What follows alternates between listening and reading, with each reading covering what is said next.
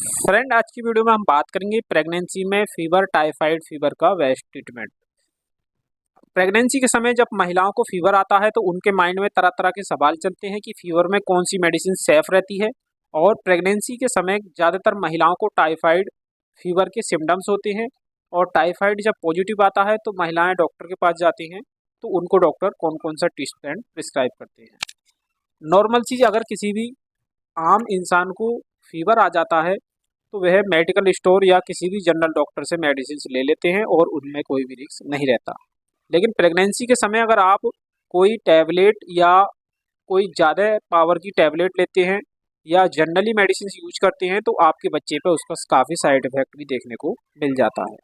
तो अगर आप प्रेग्नेंट हैं या कोई प्रेग्नेंट लेडीज़ है और उनको टाइफाइड पॉजिटिव है तो उसमें कौन कौन सा ट्रीटमेंट दिया जाता है। तो सबसे पहले हम बात करते हैं कि प्रेगनेंसी में फीवर होता क्यों है। आज के प्रेजेंट टाइम में 98% महिलाओं को प्रेगनेंसी के समय जो टाइफाइड फीवर होता है उसका मुख्य रीजन होता है शरीर में आयरन की कमी, फोलिक एसिड की कमी, कैल्शियम की कमी और वीकनेस होना। जब बॉडी के अंदर वीकनेस होती है तो उनके टांगों में दर्द रहने लगता है और सर में दर्द रहने लगता है, आंखों के नीचे काले अंधेरे आते हैं, चक्कर आते हैं। और जब वो ब्लड टेस्ट कराते हैं तो उनके शरीर के अंदर ब्लड की पावर कम होती है, यानी कि ब्लड 6%, 7%, 8% आता है और बिडाल भी पॉजिटिव आता है। तो उस कंडीशन में आपके माइंड में तरह तरह के मेडिसिन को लेकर के सवाल चलते हैं कि कौन सी मेडिसिन यूज करें, कौन सी सेफ रहेगी।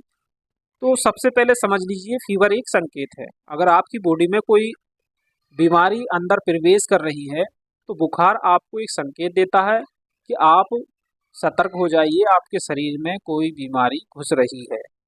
तो जब आप इस पर इग्नोर कर देते हैं तो आपकी बॉडी के अंदर फीवर तेज होने लगता है और ये फीवर धीरे धीरे आपके शरीर में रहता है। तो उस फीवर को हम टाइफाइड बुखार या हड्डियों में बुखार बोलते हैं।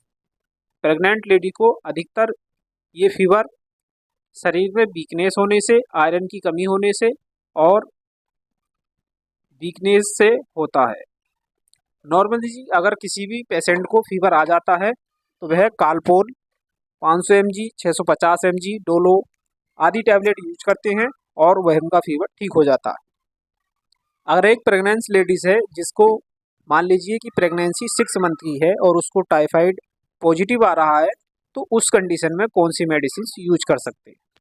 तो अगर कोई प्रेग्नेंट लेडीज़ है तो उसको टाइफाइड बुखार है तो उस कंडीशन में आप नीमोसिलाइट 100 mg और पैरासीटामोल 325 mg की टैबलेट आती है जिसका नाम सूमो होता है या नीमोपेरा नाम से भी आपको मार्केट में मिल जाती है। ये टैबलेट आपको बीडी इस्तेमाल करानी है। और एंटीबायोटिक में आपको टैक्सीमो 200 mg यानी कि सीफेक्जिम बहुत सेफ माना गया है। प्रेग्नेंट लेडीज़ के लिए जो सीफेक्जिम साल्ट की मेडिसिन होती है वो सेफ होती है, जो बच्चे पे भी कोई भी साइड इफेक्ट नहीं करती है। तीसरा, आपको DSR टैबलेट ले लेना है या कैप्सूल ले लेना है जिससे कि गैस की प्रॉब्लम भी नहीं रहे। तो आपको ज़्यादा मेडिसिन ना लेकर के सिर्फ 3 मेडिसिन यूज़ करनी है, नीमोपेरा यानी कि नीमोसलाइड, पैरासीटामोल और टैक्सीमो 200 mg। तीसरा, आपको गैस के लिए कॉन्स्टिपेशन यानी गैस ना बने उसके लिए आप एसी लोग भी ले सकते हैं, लेकिन DSR कैप्सूल लगाएं तो बेस्ट रहेगा। ये तीनों टैबलेट आप बीडी सुबह शाम इस्तेमाल करें 5 से 10 दिन तक, तो आपकी बॉडी के अंदर जो टाइफाइड बुखार पॉजिटिव आ रहा है तो ठीक हो जाएगा। अब वीकनेस, कमजोरी, चक्कर जैसी शिकायत है तो उस कंडीशन में आप गुड हेल्थ या हेल्थ ओके के नाम से आपको सैकेट मिल जाता है मार्केट में। ये सैकेट आप डेली 1 सैकेट 1 गिलास पानी में घोल के पिएं, जिससे आपके शरीर में वीकनेस भी दूर हो जाएगी और बॉडी में पानी की कमी हो गई है तो उसको भी ये मेंशन रखता है। क्योंकि महिलाओं के अंदर जो प्रेगनेंसी महिलाएं होती हैं उनके अंदर पानी की मात्रा कम होने से बच्चे पे बहुत ज़्यादा साइड इफेक्ट पड़ता है। क्योंकि जब बच्चे को घूमने के लिए जगह नहीं मिलेगी तो उसको परेशानी ज़्यादा आती है। जैसे कि एक बैलून होता है और उसमें हम हवा भरते हैं और वह फूल जाता है, तो वैसे ही अगर आपके गर्भ में बच्चा है, शिशु है और उसको पानी आप पूरी मात्रा में देंगे तो उसको घूमने में कोई आसानी होती है। अधिकतर महिलाओं को फ्लूइड की मात्रा कम होती है जिसके कारण बच्चे में परेशानी आ जाती है।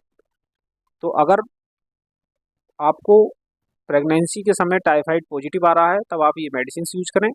और प्रेगनेंसी के स्टार्टिंग में जब 3 मंथ या 2 मंथ होते हैं तो आपको आयरन की टैबलेट ज़रूर लेनी होती है।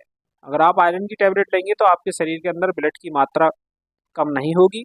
और 3 महीने के बाद आप कैल्शियम की टैबलेट भी यूज करना स्टार्ट कर दें। जब आप स्टार्ट कर देंगे कैल्शियम की टैबलेट लेना तो आपकी बॉडी के अंदर कैल्शियम की कमी नहीं रहेगी, क्योंकि जो माँ के अंदर प्रोटीन, विटामिन, कैल्शियम, आयरन होते हैं वो ही बच्चे को भरपूर मात्रा में मिलते हैं।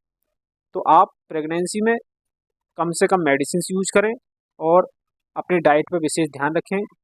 साग सब्जी इस्तेमाल करें। खाने में आपको फल फ्रूटों का यूज ज़्यादा करना है। सलाद यूज करें जिससे कि आपके शरीर में जो पोषक तत्व हैं वो पूरी मात्रा में होंगे तो बच्चे को फल फूलने में भी आसानी हो जाती है।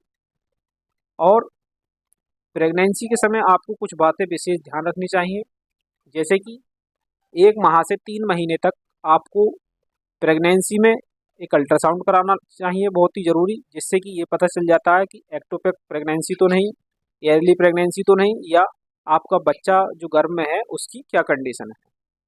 और दूसरा अल्ट्रासाउंड आपको 3 से 6 महीने के बीच में कराना चाहिए, जिससे कि बच्चे का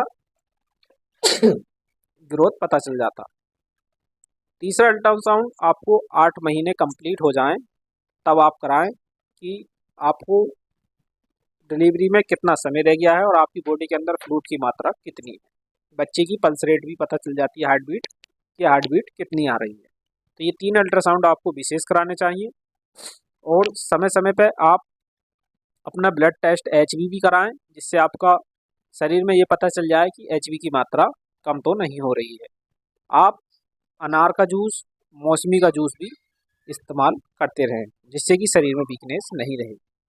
और कुछ महिलाएं ऐसी होती हैं जिनमें प्रेगनेंसी के दौरान एनीमिया हो जाता है, यानी खून की कमी आती है, तो उनके लिए बेस्ट रहता है कि वह 1 खजूर सुबह और 1 शाम को डेली इस्तेमाल करें, जिससे उनके शरीर में आयरन की कमी भी नहीं रहेगी। आज की वीडियो में इतना ही।